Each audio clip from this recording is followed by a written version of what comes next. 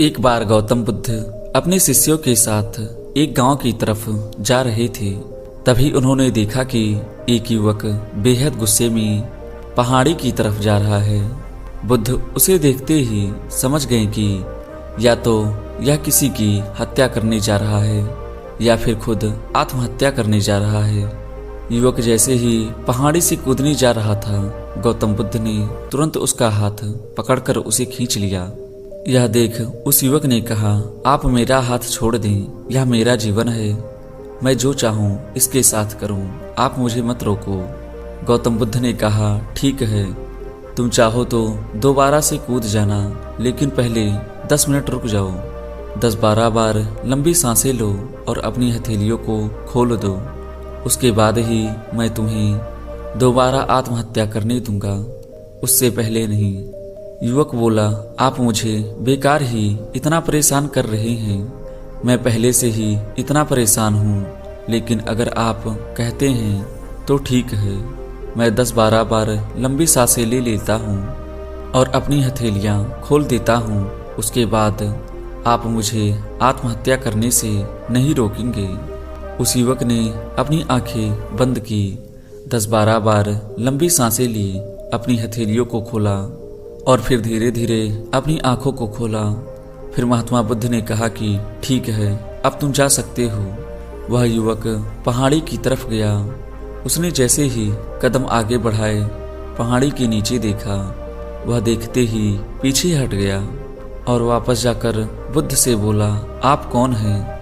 आपसे तेजस्वी व्यक्ति मैंने आज तक नहीं देखा है। अभी मेरे साथ क्या हुआ है, क्या आप मुझे बता सकते हैं? कुछ वक्त पहले तो मैं इस पहाड़ी से कूद जाता, लेकिन अब एक भय उत्पन्न हो गया है। बुद्ध मुस्कुराए और बोले, जब तुम पहाड़ी से कूदने जा रहे थे तब तुम्हारे अंदर क्रोध था। क्रोध सोचने समझने की शक्ति को नष्ट कर देता है। हमारी बुद्धि उस समय काम करना बंद कर देती है। उस समय तुम फिर वह करते हो जो तुम्हारा मन कहता है। उस समय तुम क्रोधित थे, तुम्हारा मन एक जगह स्थिर नहीं था। उस समय तुम खुद को समाप्त कर देना चाहते थे, लेकिन जब तुमने अपनी आंखें बंद करके लंबी सांसें ली और अपनी हथेलियों को खोला, तब तुम्हारा दिमाग और मन दोनों शांत हो गया और तुम्हारी नकारात्मक ऊर्जा सकारात्मक ऊर्जा में बदल गई, जिसके कारण तुम्हारी बुद्धि को नियंत्रण प्राप्त हुआ और तुम सही निर्णय लेने में सक्षम हो सके। युवक बोला, आप कौन हैं? बुद्ध ने कहा, इस जगत के लोग मुझे बुद्ध कहते हैं। युवक बुद्ध के चरणों में गिर गया और बोला कि हे बुद्ध, आप मुझे अपनी शरण में शामिल कर लें। मैं तो अपने पिता को सबक सिखाना चाहता था, इसलिए आत्महत्या करने जा रहा था। बुद्ध ने कहा कि आत्महत्या करके कोई इस शरीर के साथ कुछ भी नहीं कर सकता। जब तक हमारे पास यह शरीर है, हम कुछ भी कर सकते हैं, लेकिन यदि यह शरीर नहीं होगा तो हम कुछ नहीं कर सकते। वह व्यक्ति कहता है, आप सही कहते हैं बुद्ध, लेकिन आप नहीं जानते, मेरे पिता ने मुझे बहुत अपमानित किया। वह मुझे हर बात पर टोकते हैं। बचपन में वे मुझसे बेहद प्रेम करते थे। उसके बाद उन्होंने मुझे शिक्षा प्राप्त करने के लिए गुरुकुल भेज दिया। मैं हमेशा सोचता रहता था कि मैं गहन अध्ययन करके उनका नाम रोशन करूंगा और मेरे पिता यह सब देखकर बहुत खुश होंगे।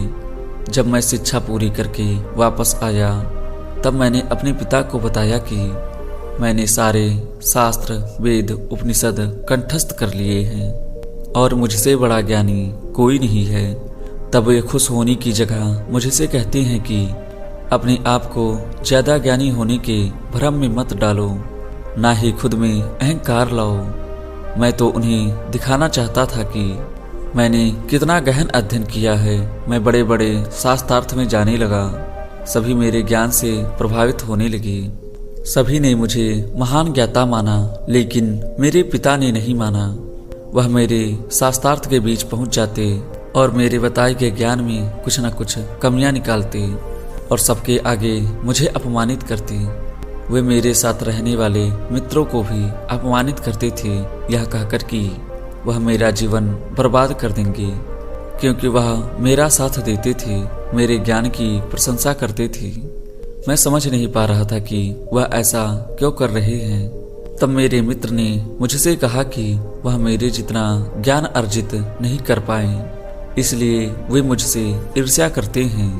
एक दिन मेरी उपाधियों के कारण मुझे मेरे मित्रों ने मदिरा पान कराया। यह बात मेरे पिताजी को पता चल गई। वे खोजते खोजते वहां पहुंच गए और मुझे वहां सबके सामने थप्पड़ मार दिया। मुझे बहुत अपमानित महसूस हुआ।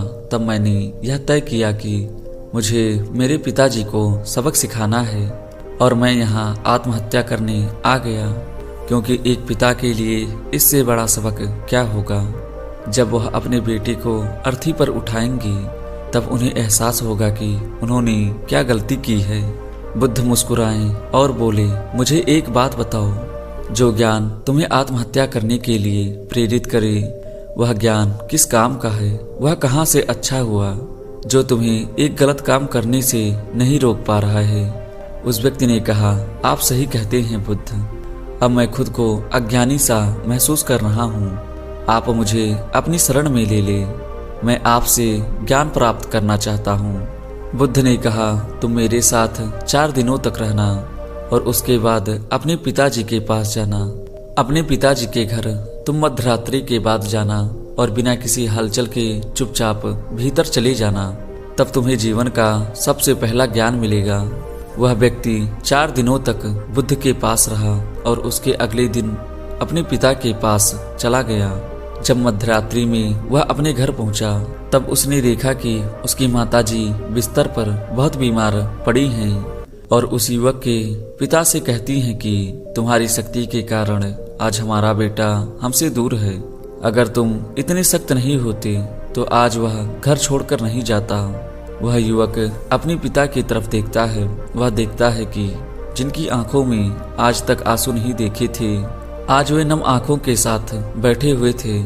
उसके पिताजी कहते हैं, मैं उसे दुख नहीं देना चाहता था, बस उसके अंदर अहंकार ना आए उसे दूर करता था।